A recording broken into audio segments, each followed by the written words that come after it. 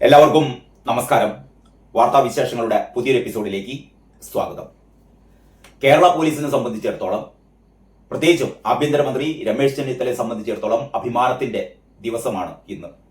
ഒരു ഓട്ടോറിക്ഷ ഡ്രൈവറാണ് ഇതിലേക്ക് വഴിതെളിയിച്ചത് എങ്കിലും എന്ന് പറഞ്ഞാൽ അർജുൻ ആയങ്കിയെ പിടികൂടാൻ പോലീസിനെ സഹായിച്ചത്, അല്ലെങ്കിൽ അർജുൻ ആയങ്കിയുടെ ഒളിത്താവളത്തിലേക്ക് പോലീസിനെ നയിച്ചത് ഒരു ഓട്ടോറിക്ഷ ഡ്രൈവർ കൊടുത്ത സൂചനയാണ് എങ്കിൽ പോലും അർജുൻ ആയങ്കിയെ പോലീസ് പിടികൂടി. ഇതാണ് ഇന്നത്തെ ഏറ്റവും പ്രധാനപ്പെട്ട ഒരു വാർത്ത എന്ന് പറയുന്നത്. അതേ അവസരത്തിൽ തന്നെ TG മോഹൻദാസിനെയും പോലീസ് അറസ്റ്റ് ചെയ്തിട്ടുണ്ട്.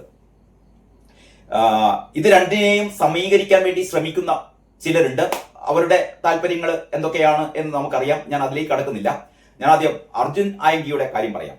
അർജുൻ ആയങ്കി പിടിയിലായതോടെ നമുക്ക് അറിയാലോ, ഇന്നത്തെ പത്രങ്ങളിൽ തന്നെ നമ്മൾ കണ്ടിട്ടുണ്ട്, പിണറായി വിജയനും MV ജയരാജനും ഒക്കെ അർജുൻ ആയങ്കിയെ തള്ളിപ്പറയുന്നു.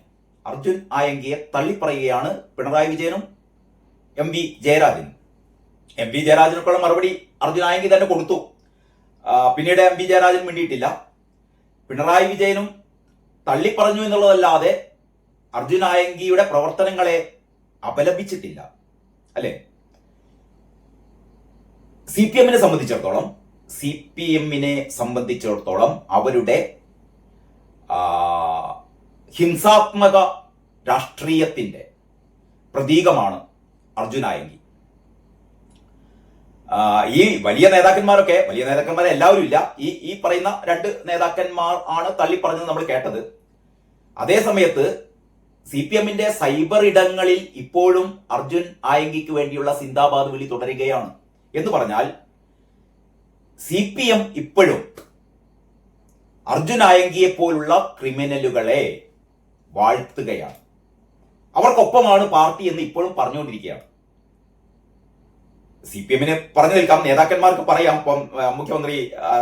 പ്രതിപക്ഷ നേതാവായ പിണറായി വിജയൻ പറയുന്ന പോലെ, അല്ലെങ്കിൽ MV ജയരാജൻ പറയുന്ന പോലെ, ഞങ്ങൾ പാർട്ടിയിൽ നിന്ന് പുറത്താക്കിയതാണ്, അർജുൻ ആയങ്കിയുമായി പാർട്ടിക്ക് ഒരു തരത്തിൽ ബന്ധമില്ല എന്നൊക്കെ പറയുമ്പോഴും, എന്നേ പുറത്താക്കിയിട്ടും അർജുൻ ആയങ്കി അയാളുടെ ക്രിമിനൽ പരിപാടികളൊക്കെ നടത്തുന്നത്, അയാൾ ഇത്രമാത്രം ധൈര്യത്തോടെ ആഭ്യന്തരമന്ത്രി രമേശ് ചെന്നിത്തലയെ അടക്കം വെല്ലുവിളിച്ചത് തനിക്ക് പിന്നിൽ ഇങ്ങനെ ഒരു ക്രിമിനൽ പാർട്ടി ഉണ്ട് എന്ന ഒരൊറ്റ ധൈര്യത്തിന്റെ പേരിലാണ്. അല്ല എന്ന് നിങ്ങൾക്ക് തോന്നുന്നുണ്ടോ? അർജുൻ ആയങ്കിയെ പാർട്ടി പുറത്താക്കി, പാർട്ടിയുമായി ഒരു ബന്ധവുമില്ല, പാർട്ടിയിലെ ഒരു ഘടകവുമായിട്ടും പാർട്ടിയിലെ ഒരണികളുമായിട്ടും ഈ അർജുൻ ആയങ്കിക്ക് ഒരു ബന്ധവുമില്ല എങ്കിൽ അർജുൻ ആയങ്കി ഇത്ര ധൈര്യത്തിൽ രമേശ് ചെന്നിത്തലയെ വെല്ലുവിളിക്കുമായിരുന്നോ? ഇക്കണ്ട ദിവസം അത്രയും പോലീസിന്റെ കണ്ണു വെട്ടിച്ച് ഒളിയിടങ്ങളിൽ ഇത്ര സ്വസ്ഥമായി ശാന്തമായി കഴിയാൻ അർജുൻ ആയങ്കിക്ക് കഴിയുമായിരുന്നോ? കേരള പോലീസിന്റെ മുഖം രക്ഷിച്ചത് യഥാർത്ഥത്തിൽ ഞാൻ നേരത്തെ തുടക്കത്തിൽ പറഞ്ഞ പോലെ ആ ഓട്ടോറിക്ഷ ഡ്രൈവറാണ് കേട്ടോ. ആ ഓട്ടോറിക്ഷ ഡ്രൈവർ ഒരു സൂചന കൊടുത്തില്ലായിരുന്നു എങ്കിൽ അർജുൻ ആയങ്കി പക്ഷേ ഈ അഭിഭാഷകയുടെ സഹായത്താൽ കോടതിയിൽ പോയി കീഴടങ്ങി പോലീസിനെ വിഡ്ഢികളാക്കുമായിരുന്നു. ഞാൻ പറഞ്ഞുകൊണ്ട് വന്നത് ഈ അർജുൻ ആയങ്കിയുടെ ഒരു ചരിത്രമാണ് കേട്ടോ. അർജുൻ ആയങ്കിയുടെ ചരിത്രം എന്ന് പറഞ്ഞാൽ CPMന്റെ ക്രിമിനൽ രാഷ്ട്രീയത്തിന്റെ ചരിത്രമാണ് അർജുൻ ആയങ്കിയുടെയും ചരിത്രം. നമ്മൾ യഥാർത്ഥത്തിൽ അർജുൻ ആയങ്കിയെ പെട്ടെന്ന് നമ്മുടെയൊക്കെ ഒരു ചർച്ചകളിലേക്ക് വരുന്നത് ഏതാണ്ട് ഒരു 5 വർഷം മുമ്പാണ്. 5-6 വർഷം മുമ്പ്, എനിക്കൊന്ന് 2021 കരിപ്പൂർ വിമാനത്താവളത്തിൽ നിന്ന് ഒരു സ്വർണം പൊട്ടിക്കലുമായി സംഭവിച്ച ഒരു വാഹനാപകടം ഉണ്ടാകുന്നതും അതിൽ 4 പേരോ 5 പേരാണോ ഒന്നും മരണമടയുന്നതും അതിന്റെ ഒരു പിന്നാമ്പുറ കഥകളിലേക്കൊക്കെ പോകുമ്പോഴാണ് ഈ സ്വർണം പൊട്ടിക്കലിന് നേതൃത്വം കൊടുത്തത് അർജുൻ ആയങ്കിയുടെ ഒരു ചുവന്ന സ്വിഫ്റ്റ് കാറും അതിന്റെ അതിന്റെ മുന്നിൽ ഈ തമിഴ് സിനിമകളിലെ നായക കഥാപാത്രത്തെ പോലെയൊക്കെ നെഞ്ചുവിരിച്ച് മീശ പിരിച്ച് നിൽക്കുന്ന അർജുൻ ആയങ്കിയുടെ ചിത്രം നമ്മുടെ മനസ്സിലുണ്ട് കേട്ടോ. എന്ന് പറഞ്ഞാൽ ഈ ക്രിമിനൽ വൽക്കരണത്തിന്റെ ഒക്കെ ഒരു പ്രതീകമായി അർജുൻ ആയങ്കി മാറിയിട്ട് ഒരു 5-6 വർഷമായി നമ്മുടെ പ്രകടമായി മാറിയിട്ട്. അതിനു മുമ്പ് തന്നെ അർജുൻ ആയങ്കി രംഗത്തുണ്ട്. അപ്പൊ ഞാൻ പറഞ്ഞുകൊണ്ടുവരുന്നത്, CPMല് അറിയാലോ, കഴിഞ്ഞ ഒരു 10 വർഷത്തിന് അങ്ങേപ്പുറം, ഒരു 15 വർഷത്തിന് അങ്ങേപ്പുറം CPMല്, പ്രത്യേകിച്ചും കണ്ണൂർ CPMനെ സംബന്ധിച്ചിടത്തോളം അവിടെ അരങ്ങേറിയ കൊലപാതക രാഷ്ട്രീയം എന്ന് പറഞ്ഞാൽ എതിരാളികളെ കൊല്ലുക. ഇതിന് പാർട്ടിക്ക് സ്ഥിരം ക്രിമിനൽ സംഘങ്ങൾ ഉണ്ടായിരുന്നു, കൊട്ടേഷൻ ടീമുകൾ ഉണ്ടായിരുന്നു. നമ്മുടെ കൊടിസുനി, കിർമാണി മനോജ്, ഷാഫി, അങ്ങനെയുള്ള ഈ ക്രിമിനലുകളാണ്, അങ്ങനെയുള്ള ഈ കൊട്ടേഷൻ ടീമുകളാണ് പാർട്ടിക്ക് വേണ്ടിയിട്ട്, അല്ലെങ്കിൽ അവരെ പോലുള്ള കൊട്ടേഷൻ ടീമുകളാണ് പാർട്ടിക്ക് വേണ്ടിയിട്ട് നിരവധിയായ കൊലപാതകങ്ങൾ നടത്തിയിരുന്നത്. ഏറ്റവും അവസാനം ടി പി ചന്ദ്രശേഖരന്റെ കൊലപാതകത്തിൽ ടി പി ചന്ദ്രശേഖരനെ 51 വെട്ടുവെട്ടി കൊന്ന ആ സംഭവം, അതിൽ പക്ഷെ പാർട്ടി കുടുങ്ങിപ്പോയി എന്ന് പറഞ്ഞാൽ പ്രതികൾ ഇതിൽ ഈ കൊലപാതക സംഭവത്തിൽ ഉൾപ്പെട്ട പ്രതികൾ മുഴുവൻ പോലീസ് പിടിയിലായി. അതോടെ പാർട്ടി ഈ കൊലപാതക രാഷ്ട്രീയത്തിൽ നിന്ന് CPM പതുക്കെ പിന്മാറുകയായിരുന്നു. കാരണം പഴയ പോലെ അങ്ങനെ കൊലപാതക രാഷ്ട്രീയവുമായി മുന്നോട്ട് പോകാൻ പറ്റില്ല എന്ന് പറഞ്ഞാൽ, ഒന്ന് ഈ കൊട്ടേഷൻ സംഘങ്ങളൊക്കെ പിടിയിലായി, മറ്റൊന്ന് രാഷ്ട്രീയ കാലാവസ്ഥ മാറുകയാണ്. ജനങ്ങൾക്കിടയിൽ ഇനിയും ഇത്തരത്തിൽപ്പെട്ട ഈ കൊലപാതക സംഭവങ്ങളുമായി മുന്നേറിയാൽ പിടിച്ചു നിൽക്കാൻ പറ്റില്ല എന്നൊക്കെ മനസ്സിലാക്കി കഴിഞ്ഞപ്പോഴാണ് പാർട്ടി പതുക്കെ ഈ ഒരു കൊലപാതക രാഷ്ട്രീയം പാർട്ടി അതിൽ നിന്ന് പിന്മാറും. അപ്പൊ സ്വാഭാവികമായും പാർട്ടിയിലെ ക്രിമിനലുകൾക്ക് പിന്നെ പണിയില്ലാതായി. ഈ നമ്മുടെ ആകാശ് തില്ലങ്കേരി എന്ന് പറഞ്ഞാൽ വേറൊരു ഇതേപോലെ ഒരു കൊട്ടേഷൻ ഗുണ്ടയുണ്ട് കേട്ടോ. ആകാശ് തില്ലങ്കേരി, ഈ അർജുൻ ആയങ്കി, ഷാഫി, അങ്ങനെയുള്ള ഈ ടീമുകൾ കുറെ എണ്ണം ജയിലിലായി, കുറെ എണ്ണം പുറത്തുപോയി. അപ്പോഴാണ് ഇവര് പാർട്ടിയുടെ തണലിൽ, ചില പാർട്ടി നേതാക്കന്മാരുടെയൊക്കെ ഏറ്റവും പ്രിയപ്പെട്ടവരായിരുന്നു ഇവര്, പ്രത്യേകിച്ചും കണ്ണൂരിലെ മുൻ ജില്ലാ സെക്രട്ടറി, അറിയാലോ, ഞാൻ പേരൊന്നും പറയുന്നില്ല.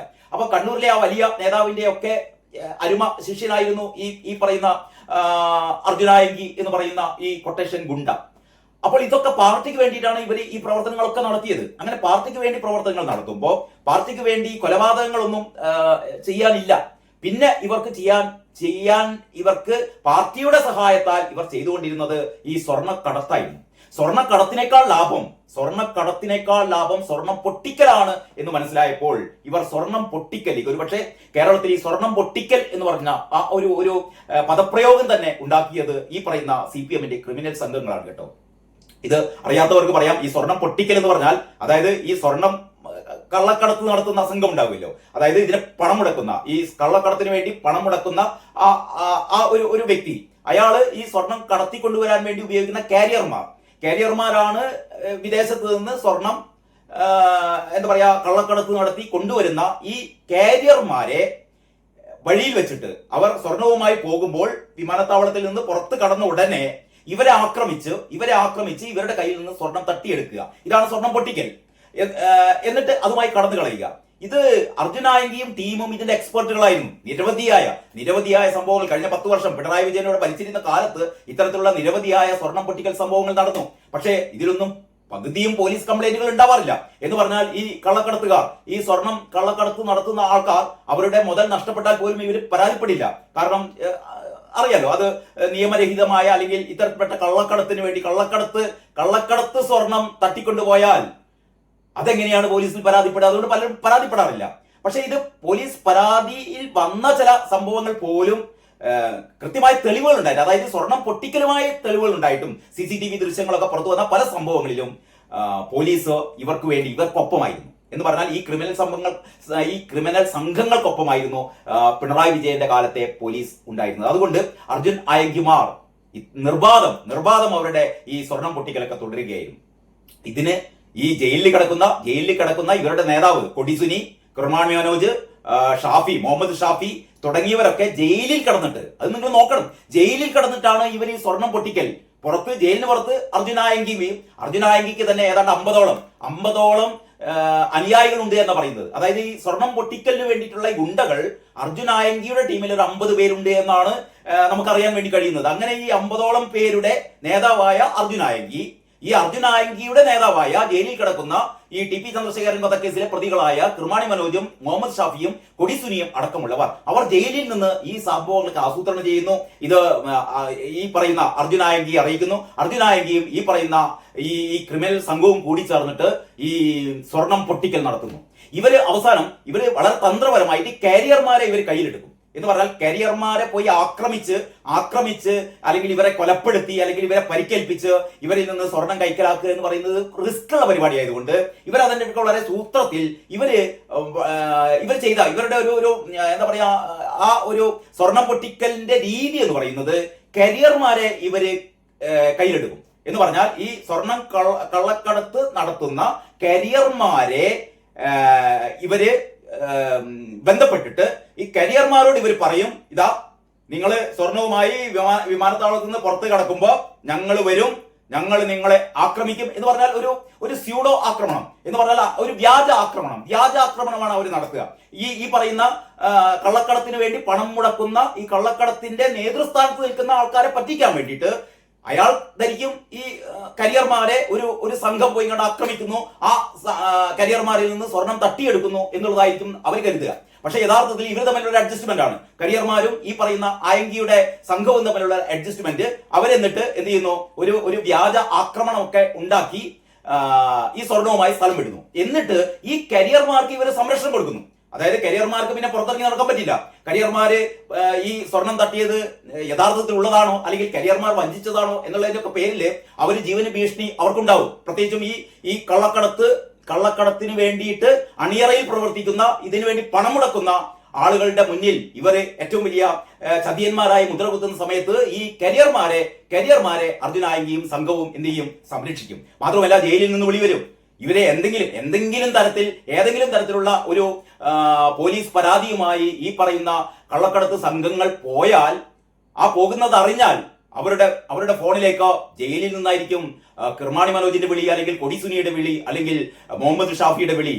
അതോടുകൂടി ഇവർ വേണ്ട എന്ന് പറഞ്ഞാൽ ഇവർക്ക് മനസ്സിലാവും ഇതിന്റെ പിന്നിൽ പ്രവർത്തിച്ചത് ഇത്രയും വലിയൊരു ക്രിമിനൽ സംഘമാണ്. ഇവിടെ ഭരിക്കുന്നത് ഇടതുപക്ഷ സർക്കാരാണ് ഭരിക്കുന്നത്, പിണറായി വിജയന്റെ സർക്കാരാണ് ഭരിക്കുന്നത്. പിണറായി വിജയന്റെയും എല്ലാവരുടെയും ആശ്രിതന്മാരാണ് ഈ തരത്തിലുള്ള ക്രിമിനൽ സംഘങ്ങൾ എന്ന് ഇവർക്ക് കൃത്യമായിട്ട് അറിയാം. അതുകൊണ്ട് തന്നെ ഇവരൊന്നും ഈ പരാതിയുമായി മുന്നോട്ട് പോകാറില്ല. അങ്ങനെ അർമാദിച്ച് ജീവിക്കുകയായിരുന്നു ഈ ക്രിമിനൽ കൊട്ടേഷൻ സംഘങ്ങൾ.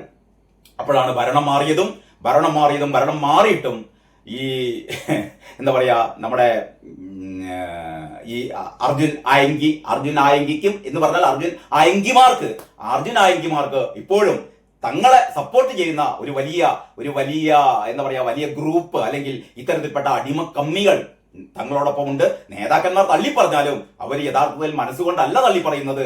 അവർ ഈ ഒരു പബ്ലിക്കിന്റെ ഇടയിൽ ഇപ്പം പിണറായി തള്ളിപ്പറഞ്ഞു, എം പി ജയരാജനൊക്കെ തള്ളിപ്പറഞ്ഞു എന്ന് പറഞ്ഞാൽ ഞങ്ങളുടെ ഇപ്പൊ ഡിവൈഎഫ്ഐയിൽ ഇല്ല, അല്ലെങ്കിൽ ഇപ്പൊ CPM ഇല്ല, ഞങ്ങൾ പുറത്താക്കിയതാണ് എന്നൊക്കെ പറയുമ്പോഴും ഒരു കാലത്ത് ഇവർക്ക് വേണ്ടി പ്രവർത്തിച്ച, ഇവർക്ക് വേണ്ടി എല്ലാ തരത്തിലുള്ള ക്രിമിനൽ പരിപാടികളും നടത്തിയ, ഇനി നാളെയും ഇത്തരം പരിപാടികൾക്ക് വേണ്ടിയിട്ട് ആവശ്യമുണ്ട് എന്ന് പറയുന്ന ഇവർക്ക് ഇത്തരത്തിൽപ്പെട്ട പാർട്ടിയുടെ സപ്പോർട്ട് ഇപ്പോഴും ഉണ്ട് എന്നുള്ളത് ഉറപ്പാണ്. പ്രത്യേകിച്ചും നിരവധിയായ ഈ സോഷ്യൽ മീഡിയയിൽ അർജുൻ ആയങ്കിക്ക് സപ്പോർട്ട് നൽകിക്കൊണ്ട്, അർജുൻ ആയങ്കിയെ വീരപരിവേഷം നൽകിക്കൊണ്ട്, അർജുൻ ആയങ്കിയെ വെടിവെച്ച് കൊല്ലാൻ വേണ്ടി പോകുന്നു. ആ രീതിയിലൊക്കെ കഴിഞ്ഞ ദിവസം പ്രചാരണം ഉണ്ടായിരുന്നു. രമേശ് ചെന്നിത്തലയുടെ പോലീസ് അർജുൻ ആയങ്കിയെ വെടിവെച്ച് കൊല്ലാൻ വേണ്ടി പോകുന്നു.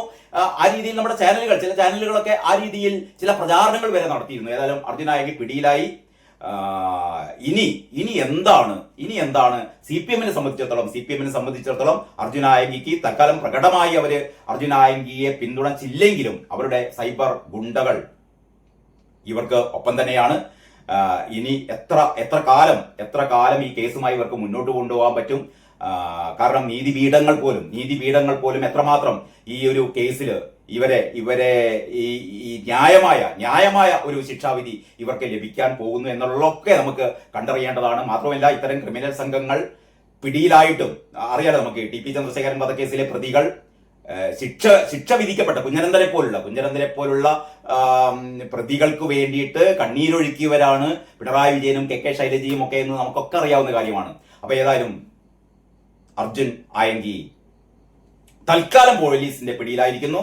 ഇനി വരാനിരിക്കുന്ന സംഭവങ്ങൾ അതിനുവേണ്ടി നമുക്ക് കാത്തിരിക്കാം. അതേ അവസരത്തിലാണ് ഈ ഭാഗത്ത് ഇപ്പൊ CPM-ന്റെ ഒരു ഗുണ്ടയെ പിടിച്ചു, ഒരു ക്രിമിനലെ പിടിച്ചു. അപ്പോൾ ഇതാ RSS-ന്റെ BJP-യുടെ ഒരു നേതാവിനെ, RSS BJP നേതാവായ TG മോഹൻദാസിനെതിരെ പരാതി ഉണ്ടായിട്ടും ഇവിടുത്തെ സ്ത്രീപക്ഷ സംഘടനകൾ പരാതി നൽകുന്നു. മറ്റുള്ള ഈ അവിടെ ജന്തർ മന്ദറില് ഈ എന്താ പറയാ വിദ്യാർത്ഥികളെ അധിക്ഷേപിച്ചു, പിന്നെ സ്ത്രീകളെ അധിക്ഷേപിച്ചു എന്നൊക്കെയുള്ള പരാതികൾ പോലീസിന്റെ കയ്യിൽ കിട്ടിയിട്ടും ടി ജി മോഹൻദാസിനെതിരെ നടപടി എടുക്കുന്നില്ല എന്ന് പറയുന്ന ഒരു സംഭവം. അപ്പോൾ ഇതിനെതിരെ ഞങ്ങൾ ബി ജെ പിയെ അനുകൂലിക്കുന്നു ഒരു നിലപാടാണ് വി ഡി സതീശൻ സർക്കാരിനുള്ളത്, അല്ലെങ്കിൽ രമേശ് ചെന്നിത്തലയുടെ പോലീസിനുള്ളത്. CPM-ന്റെ ഗുണ്ടകളൊക്കെ പിടിക്കുന്നു. ഈ BJP-യുടെ ഇത്തരത്തിൽപ്പെട്ട പരാതി വന്ന ടി ജി മോഹൻദാസിനെ സംരക്ഷിക്കുന്നു എന്ന ഒരു പരാതി ഒഴിവാക്കാനാണോ എന്തോ ടി ജി മോഹൻദാസിനെയും പോലീസ് അറസ്റ്റ് ചെയ്തിരിക്കുകയാണ്. എനിക്ക് തോന്നുന്നില്ല ടി ജി മോഹൻദാസിന്റെ പേരിലുള്ള ഈ ആരോപണങ്ങളൊക്കെ നിൽക്കുമെന്ന്. പ്രത്യേകിച്ചും ടി ജി മോഹൻദാസ് നിയമങ്ങളൊക്കെ അറിയാവുന്ന, മാത്രമല്ല ഒരുപാട് വർഷങ്ങളായി ഇത്തരത്തിലുള്ള വീഡിയോകളൊക്കെ ചെയ്തുകൊണ്ടിരിക്കുന്ന ടി ജി മോഹൻദാസിന്റെ 2 വീഡിയോകളാണ് ഈ പറയുന്ന പരാതിക്ക് ഇട നൽകിയത്. ഞാൻ ഇതിന്റെ മുന്നേ 1-2 വീഡിയോകൾ ഞാൻ ചെയ്തിരുന്നു. ടി ജി മോഹൻദാസ് യഥാർത്ഥത്തിൽ ആ വീഡിയോയിൽ 20 മിനിറ്റ് 25 മിനിറ്റും ഏതാണ്ട് 30 മിനിറ്റ് ദൈർഘ്യമുള്ള 2 വീഡിയോകളിൽ എന്താണ് ടി ജി മോഹൻദാസ് ജന്തർ മന്ദറിലെ ആ വിദ്യാർത്ഥി പ്രക്ഷോഭവുമായി ബന്ധപ്പെട്ടിട്ട് ടി ജി മോഹൻദാസ് എന്തായിരുന്നു പറഞ്ഞത്, അതിന് 2 ദിവസം മുമ്പ് അവിടെ കൂടിയ ഈ പറയുന്ന കലാപകാരികൾക്കിടയിൽ അവർ പരസ്പര വെടിവെപ്പ് നടത്തിയേക്കാമെന്നും അല്ലെങ്കിൽ അവിടെ ഒരു കൂട്ടബലാത്സംഗം ഉണ്ടാവുമെന്നും ഒക്കെ ഒരു എന്താ പറയാ, അങ്ങനെ ഒരു ഉത്കണ്ഠ മുന്നോട്ട് വെച്ച ടി ജി മോഹൻദാസിന്റെ ഈ 2 വീഡിയോകളും അതിൽ നിന്ന് എത്രമാത്രം ടി ജി മോഹൻദാസിനെതിരെ ഒരു കുറ്റപത്രം ചമയ്ക്കാൻ പറ്റുമെന്ന് എനിക്കറിയില്ല. അപ്പൊ ഏതായാലും ടി ജി മോഹൻദാസിനെയും പോലീസ് അറസ്റ്റ് ചെയ്തുകൊണ്ട് ഒരു ബാലൻസിങ്, രമേശ് ചെന്നിത്തലയുടെ പോലീസ് എന്തായാലും ഒരു ബാലൻസിങ് ആണ് ഇപ്പം കാഴ്ചവെച്ചതെന്നാണ് എനിക്ക് തോന്നുന്നത്. ഇനിയിപ്പം പൊതുമണ്ഡലത്തിൽ എന്തുകൊണ്ട് ടി ജി മോഹൻദാസിനെ നിങ്ങൾ അറസ്റ്റ് ചെയ്തില്ല, നിങ്ങൾ CPM ഗുണ്ടകളെ മാത്രം അറസ്റ്റ് ചെയ്യുന്നു, ടി ജി മോഹൻദാസിനെ സംരക്ഷിക്കുകയാണ് അല്ലെങ്കിൽ BJP-യെ സംരക്ഷിക്കുകയാണ്, BJP-യും കോൺഗ്രസും തമ്മിലിട്ട പാലമാണ്, VD സതീശൻ സർക്കാരും VD സർവർക്കറും ഒരേപോലെയുള്ള ആൾക്കാരാണ് എന്ന് തുടങ്ങിയ ഒരുപാട് നറേഷൻസ് ഒക്കെ വരുന്നൊരു കാലത്ത് അതിൽ നിന്ന് തലയുരാൻ, അതിൽ നിന്ന് രക്ഷപ്പെടാൻ വേണ്ടിയിട്ട് ഞങ്ങൾ എല്ലാവരെയും ഒരേ കണ്ടുകൊണ്ടാണ് കാണുന്നത് എന്ന രീതിയിലുള്ള ഒരു നറേറ്റീവ് ഉണ്ടാക്കാനൊക്കെ വേണ്ടിയിട്ടായിരിക്കണം ടി ജി മോഹൻദാസിനെ അറസ്റ്റ് ചെയ്തതെന്നാണ് ഞാൻ കരുതുന്നത്. ഏതായാലും നമുക്ക് കാത്തിരിക്കാം. ഇനി വരും ദിവസങ്ങളിൽ അർജുനായങ്കിക്ക് എന്ത് സംഭവിക്കുന്നു, ടി ജി മോഹൻദാസിന് എന്താ സംഭവിക്കാൻ പോകുന്നത് എന്നുള്ളത് നമുക്ക് കാത്തിരുന്ന് കാണാം. ഏതായാലും ബാക്കി വിശേഷങ്ങൾ അടുത്ത വീഡിയോയിൽ. അതുവരെ എല്ലാവർക്കും നന്ദി, നമസ്കാരം.